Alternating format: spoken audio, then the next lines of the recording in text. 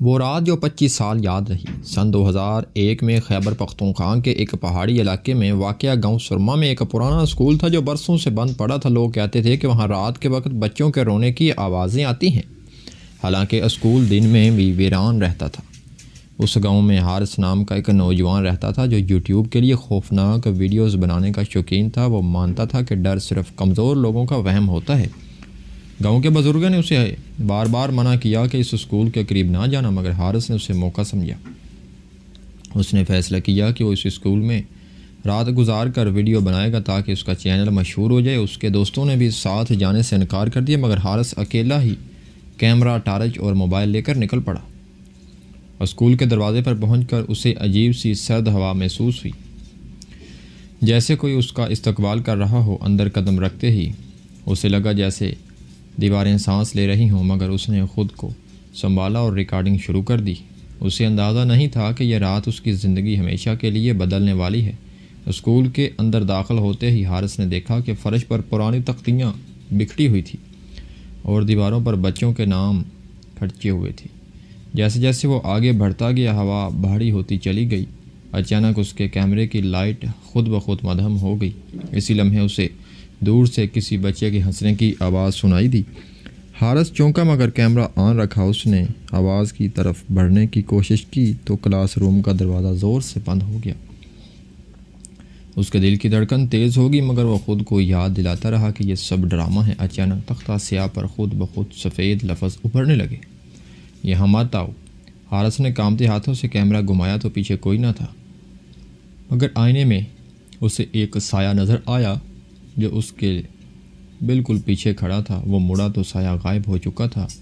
اب خوف اس کے چہرے سے صاف ظاہر ہونے لگا تھا، مگر وہ جانتا تھا کہ اگر وہ ویڈیو مکمل نہ کرے تو اس کا چینل کبھی نہیں چلے گا۔ یہی لالچ اس کی سب سے بڑی کمزوری بن چکی تھی۔ رات گہری ہو گئی اور اسکول کے اندر عجیب آوازیں بڑھنے لگی، کبھی کسی کے دوڑنے کی، کبھی رونے کی اور کبھی لکڑی کے گھسٹنے کی۔ حارث کو لگا جیسے وہ اکیلا نہیں ہے۔ اچانک اسے یاد آیا کہ گاؤں کے بزرگ کہتے تھے کہ برسوں پہلے اس اسکول میں ایک استاد نے بچوں پر ظلم کیا تھا اور ایک رات آگ لگنے سے کئی بچے زندہ جل گئے تھے۔ اسی لمحے اسے جلی ہوئی لکڑی کی بو محسوس ہوئی۔ اس کی آنکھوں کے سامنے منظر بدلنے لگے۔ اسے لگا جیسے کلاس روم بچوں سے بڑا پڑا ہے، مگر سب کے چہرے جھلسے ہوئے تھے۔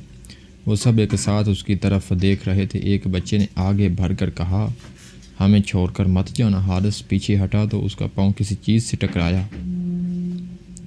نیچے دیکھا تو ایک پرانا اسکول بیگ تھا جس پر خون کے دھبے تھے۔ اب اس کے ہاتھ کانپ رہے تھے اور پسینہ ٹپک رہا تھا۔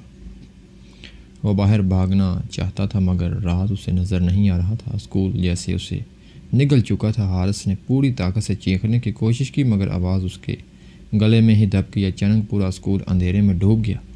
اس نے موبائل جلایا تو اس کی اسکرین پر ایک پیغام لکھا تھا، تم نے ہمیں جگا دیا ہے۔ اس کا دماغ سن ہو گیا۔ اسی لمحے فرش پر بچوں کے قدموں کی آوازیں تیز ہو گئی۔ اسے لگا جیسے درجنوں ننھے پاؤں اس کی طرف دوڑ رہے ہیں۔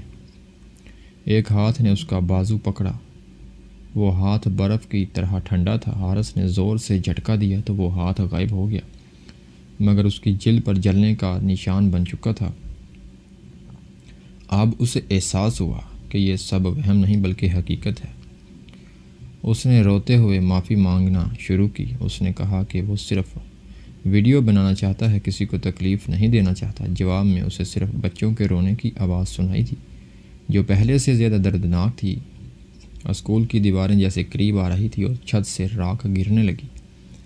وہ مکمل طور پر ٹوٹ چکا تھا۔ اسی خوف کے عالم میں حارث کو ایک بوڑھی عورت کی آواز سنائی دی، جو کہہ رہی تھی، ہر جگہ تماشا نہیں ہوتی، کچھ جگہیں قبریں ہوتی ہیں۔ اچانک ایک کمرہ روشن ہوا اور اس نے دیکھا کہ ایک بوڑھی استانی کھڑی ہے جس کی آنکھوں میں آنسو ہیں۔ اس نے بتایا کہ وہی اسی اسکول کی آخری ٹیچر تھی اور بچوں کو بچانے کی کوشش میں مر گئی تھی۔ اس نے کہا کہ بچوں کی روحیں سکون چاہتی ہیں، شہرت نہیں۔ حارث سے گھٹنوں کے بل بیٹھ گیا اور سچ دل سے توبہ کی۔ اس نے وعدہ کیا کہ وہ اس جگہ کی کہانی دنیا کو سنائے گا، مگر مذاق یا تفریح کے لیے نہیں بلکہ سبق کے لیے۔ بوڑھی عورت نے آہ بھری، اور کہا کہ اگر نیت سچی ہو تو راستہ مل جاتا ہے۔ اچانک دروازہ کھل گیا اور صبح کی روشنی اندر آ گئی۔ حارث زمین پر گر پڑا اور بے ہوش ہو گیا۔ جب آنکھ کھلی تو وہ اسکول کے باہر تھا، مگر اس کے بازو پر جلنے کا نشان اب بھی موجود تھا، جو اسے ہمیشہ یاد دلاتا رہے گا۔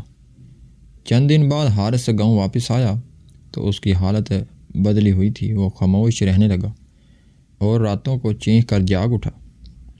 اس نے اپنی ریکارڈ کی ہوئی ویڈیو دیکھی تو حیران رہ گیا، کیونکہ کیمرے میں وہ سائے، بچے اور آگ سب صاف نظر آ رہے تھے۔ اس نے فیصلہ کیا کہ وہ اس ویڈیو کو سنسنی کے طور پر نہیں بلکہ سچ کے طور پر پیش کرے گا۔ اس نے یوٹیوب پر ایک لمبی ویڈیو اپلوڈ کی جس میں اس نے اپنی غلطی، لالچ اور خوف سب بیان کیا۔ ویڈیو وائرل ہوگی، مگر لوگ اس سے تفریح نہیں بلکہ عبرت کے طور پر دیکھنے لگے۔ کئی لوگوں میں کمنٹس میں لکھا کہ وہ بھی ایسی جگہوں کا مذاق اڑاتے تھے مگر اب رک جائیں گے۔ حارث نے چینل کا نام بدل کر سبق کی کہانیاں رکھ دیا، مگر اس کے خواب اب بھی ختم نہیں ہوئے تھے۔ ہر رات وہی بچے اسے دکھائی دیتے، مگر اب وہ خاموش ہوتے، جیسے اس کے فیصلے کا انتظار کر رہے ہوں۔ وہ جانتا تھا کہ اس کی ذمہ داری بھی ابھی ختم نہیں ہوئی۔ کچھ مہینوں بعد حارث دوبارہ اسکول گیا، مگر اس بار کیمرے کے لیے نہیں بلکہ بچوں کے لیے۔ اس نے گاؤں والوں کے ساتھ مل کر اسکول کی جگہ ایک چھوٹی یادگار بنانے کا فیصلہ کیا۔ اس دن فضا عجیب طور پر پرسکون تھی۔ جب وہ اندر گیا تو نہ کوئی آواز تھی نہ اس نے بچوں کے نام بلند آواز میں پڑھے اور دعا کی۔ اچانک ہلکی سی ہوا چلی اور جلنے کی بو ختم ہو گئی۔ اسے لگا جیسے کسی نے اس کے کندھے پر ہاتھ رکھا ہو، مگر اس بار وہ ہاتھ ٹھنڈا نہیں بلکہ گرم تھا، جیسے شکر گزاری ہو۔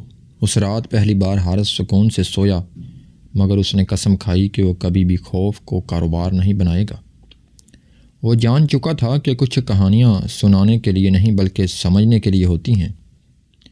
اس کی زندگی کا مقصد اب بدل چکا تھا۔ وقت گزرتا گیا اور حارث کا چینل ایک مثال بن گیا۔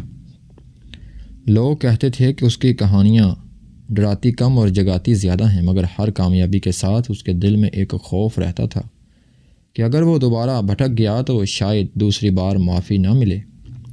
ایک رات اس نے خواب میں وہی بوڑھی استانی دیکھی جو مسکرا رہی تھی۔ اس نے کہا، اب تم نے خوف کا حق ادا کر دیا ہے۔ حارث کی آنکھ کھلی تو اس کی آنکھوں میں آنسو تھے، مگر دل ہلکا تھا۔ اس نے سمجھ لیا کہ اصل ہارر بھوت نہیں بلکہ انسان کا لالچ، ضد اور بے حسی ہے۔ اگر وہ پہلی رات واپس چلا جاتا تو شاید بچے اب بھی چینخ رہے ہوتے، مگر ایک غلطی کو مان لینا بھی بعض اوقات نجات بن جاتا ہے۔ سن 2025 تک حارث ایک مختلف انسان بن چکا تھا۔ وہ اسکولوں، کالجوں میں جا کر اپنی کہانی سناتا اور کہتا کہ خوف سے کھیلنا آسان ہے، مگر اس کی قیمت بہت بھاری ہوتی ہے۔ اس کی بازو پر جلنے کا نشان اب بھی موجود ہے، مگر وہ اسے زخم نہیں بلکہ نصیحت سمجھتا تھا۔ کئی نوجوان اس کی بات سن کر ایسے ایڈونچر سے باز آ گئے جو جان یا روح کے لیے خطرناک تھے۔ گاؤں کا وہ پرانا اسکول اب ایک خاموش یادگار تھا، جہاں لوگ دعا کے لیے رکتے تھے، ویڈیو کے لیے نہیں۔ رات کو اب بھی وہاں ہوا چلتی تھی مگر چینخیں نہیں آتی تھی۔ شاید روحوں کو آخرکار سکون مل گیا تھا۔ اس کہانی کا سبق یہ ہے کہ ہر ویران جگہ تفریح نہیں اور ہر خوف مواد نہیں ہوتا۔